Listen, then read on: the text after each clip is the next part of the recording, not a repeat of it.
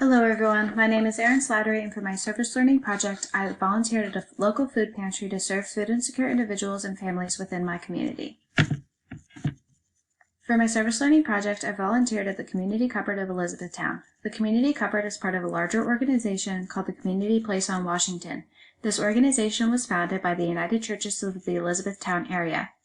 I chose to volunteer with the Community Cupboard for two reasons. The first being that all operations are based in my local area, and the second is because I believe in the organization's goals and mission.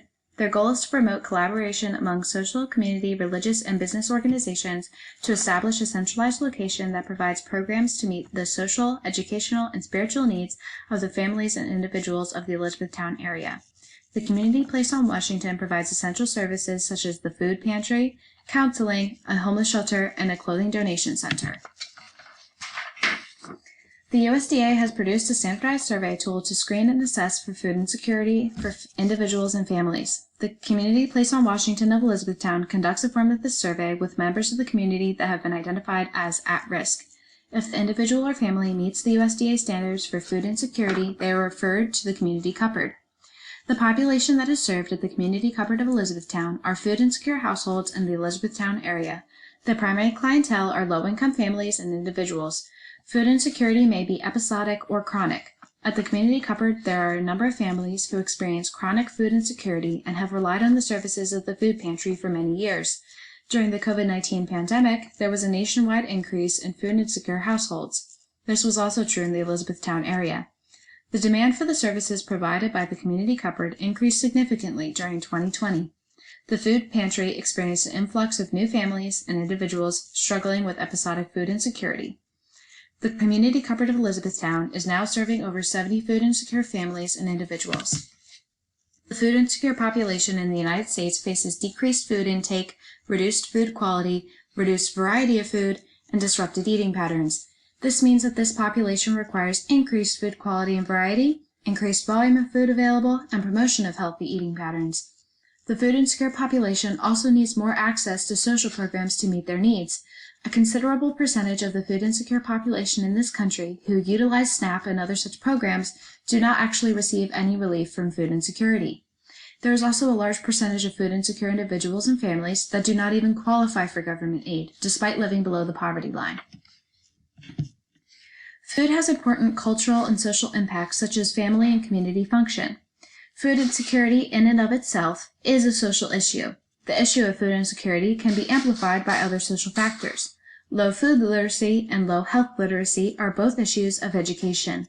Low food literacy translates to issues identifying and preparing healthy meal options. Low health literacy impacts the individual's ability to consume and understand information presented by healthcare providers, such as community resources to combat food insecurity. As a future healthcare provider, I will need to ensure that information is presented in a digestible way that is free of complicated medical jargon. It is also necessary to provide written materials that cover all important educational topics. These printed materials need to be written at an appropriate reading level. Low food and health literacy also impacts individuals' confidence in their abilities to provide for themselves and their families. As a future nurse, I am responsible for providing positive reinforcement for patients exhibiting an understanding of and implementing strategies to manage their food insecurity. Culturally, beliefs and attitudes towards food may be different. In many cultures, there are clear gender roles regarding food. Typically, women are tasked with providing and preparing food for the family.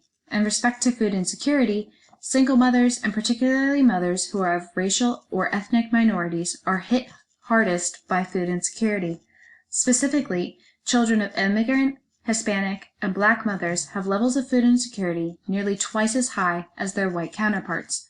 The cultural expectation on the mother to provide enough food for their family and children results in the mother skipping meals. Social and cultural factors of racism and discrimination play a large role in food insecurity.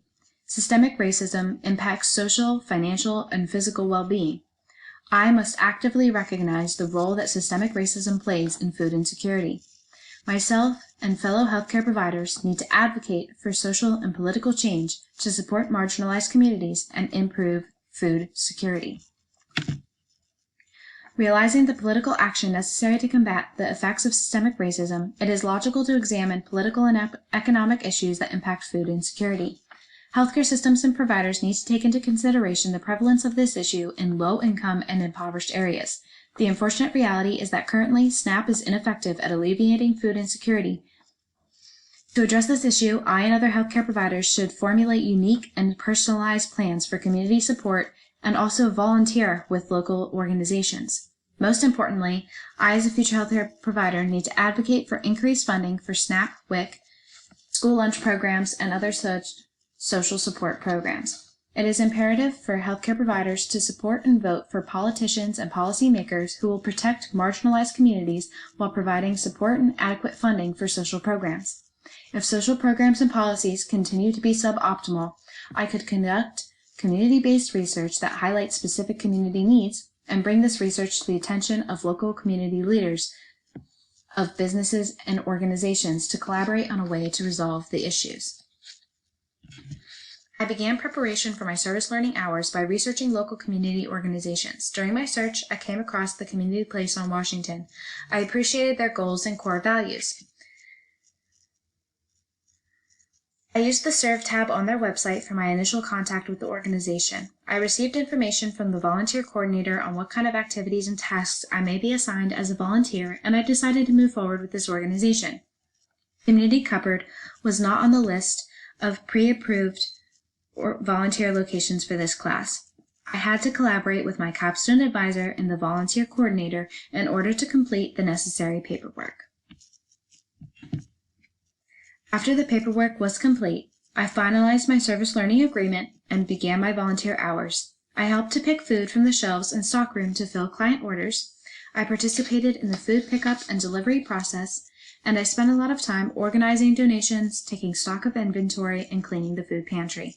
I took the time to develop a new document that the food pantry is now using for the client's weekly food orders. I was also able to deliver excess and unneeded supplies to a Women's Concern in Lancaster, as well as Hope Within in Elizabethtown. Each time after I volunteered, I used the objectives I had created in my service learning agreement to guide my reflection for each experience. One revision to this project that I believe would be beneficial would be an additional objective. I would have liked to develop an objective relating to providing nutritional education to the clients of the food pantry. Research has shown that food insecurity is often accompanied by poor food literacy. Poor food literacy impairs the individual's ability to plan, select, and prepare food. It would be beneficial for families and individuals experiencing food insecurity to have access to educational materials and sessions to help them maximize the health benefits from the food received from the pantry. The development of an educational program to be offered through the Community Place on Washington would further the goal and mission of this organization to empower individuals and families in the community to live healthy, full lives and realize their goals. For my future service of this population, I plan to use my nursing degree to be involved in planning and implementing educational programs for the food insecure population. While completing my service learning hours and researching the needs of this population, I have come to realize that there is a great need for quality nutrition education. I plan to use my position as a nurse in the community to advocate for implementation of nutrition classes in schools to help meet the needs of underprivileged children living in food insecure households. I also plan to advocate for the education of and outreach for senior citizens who are experiencing food insecurity, as this is another underserved and at-risk group. This section will cover the students' objectives and how they were met. The first objective is that the student will identify 3 areas of need had by the food pantry by the end of the service learning hours. This objective was met through conversation with the Director of Operations. I took the time to sit down and discuss what needs the food pantry was facing, as I had started volunteering around the holidays and I wanted to determine the impact of the COVID-19 pandemic. One area of need for the food pantry is cleaning supplies, such as paper towels and Clorox wipes. Due to shortages related to the pandemic, the pantry has struggled to maintain an adequate supply for its clients. The food pantry also needed volunteers available to help with other tasks besides food disbursement on Wednesdays. Once I learned of this need, I planned most of my volunteer hours for other days of the week. The third and final area of need for the food pantry is fresh fruits and vegetables. The pantry does not usually receive donations of fresh produce, so they try to partner with local farmers and businesses to maintain an adequate supply. The second student objective is to identify 3 ways the food pantry serves the Elizabethtown area by the end of the service learning project. This objective was met through observation and research. I learned that the food pantry currently serves over 70 food insecure families and individuals in the Elizabethtown area. They provide weekly food deliveries based on client orders and often send extra food, cleaning, and hygiene products. The pantry also collaborates with local churches in the Elizabethtown and surrounding areas during the holiday season to provide meals for Thanksgiving and Christmas. The food pantry also serves the community by donating excess and/or unneeded supplies to other organizations. For example, the food pantry does not currently have any families with infants, therefore donations of formula, diapers, wipes, and other items are sent to a woman's concern in Lancaster, where they have a need for these. The final objective is the student will formulate one new method of how to safely disperse food orders to the food pantry's client list by the end of the required service learning hours. To meet this objective, I consulted with the Director of Operations and the Volunteer Coordinator and proposed the implementation of a new document for client orders. At the beginning of the pandemic, the food pantry was faced with the challenge of developing a new way of fulfilling clients' needs for the week. They quickly developed a document, and unfortunately, because it was produced so quickly, it was not as comprehensive as it might have been, and some client needs were going unmet because they were unable to come inside the building. In order to address this need and maintain safety for the clients and volunteers, I developed a new document that provided more direction to the clients and a more comprehensive list of possible food options. This document is now in use and has improved food ordering and disbursement and maintained safety throughout the process. Now we'll cover some of the impacts that my service learning project had on the population. Through my volunteer hours, I was able to meet several of the needs of this population. The food insecure population needs increased food quality, increased amount of food available, and improved variety of food, as I discussed earlier in this presentation. Through my volunteer hours, I was able to ensure that clients of the food pantry had access to high-quality food. I met this need by examining donations for issues with the packaging and ensuring that the food was within the expiration date. While volunteering with food distribution, I was able to increase the amount of food available to this population. I was allowed to include extra food with each client order, which increased the amount of food available to them during the week. During my service learning hours, I was also able to increase the variety of food available by providing canned goods, fresh produce and meats, pre-made meals, baked goods, and so many more. The increased food variety is necessary for promoting health and wellness. Through the completion of this project, I have grown to appreciate the importance of nurses being involved in serving the local community outside of the clinical setting. This has reinforced my belief that nurses' duty of advocacy does not end once they clock off and step off the unit. Nurses are in the unique position to care for those who are ill in the hospital while actively being involved in health promotion in their community. I now understand how vital food security and access to high-quality food is for the health promotion and maintenance. This project has allowed me to apply public health and health promotion knowledge gained through didactic learning. I have been able to apply theoretical concepts to real-life situations, which has deepened my understanding of said concepts. Through volunteering and completing research on this population, I have become aware of the unique challenges and needs of this population. This will allow me to be a better advocate for the continuity of care and community support for this patient population in my future practice. It is imperative that resources to provide food security are included in discharge planning, and this project has given me the tools to address this need.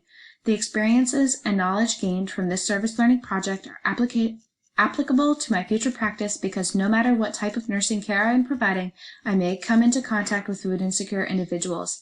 I now have the knowledge to effectively advocate for and provide resources to this population to improve the quality of nursing care I provide.